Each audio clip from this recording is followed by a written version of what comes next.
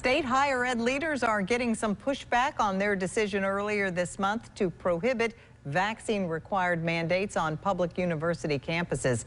The Faculty Senate at the University of Southern Mississippi wants the institutions for higher learning to reverse that decision. Just 10 days ago, the Faculty Senate voted and approved a resolution for COVID-19 vaccination mandates. USM itself recommends vaccine doses for faculty, staff, and students. The IHL agrees with the recommendation, but doesn't think it should be mandated. Because my husband is in the military, and in order for me to get on base just to see him, I have to be vaccinated. And so I feel like the vaccination is going to help a lot of people. A lot of people have their different views on it, but I feel like it's going to help a lot of people if you just stay with the rules and do what's be told. We can all have a normal life again. The vote for the vaccine mandate comes from the Faculty Senate now, not the school itself.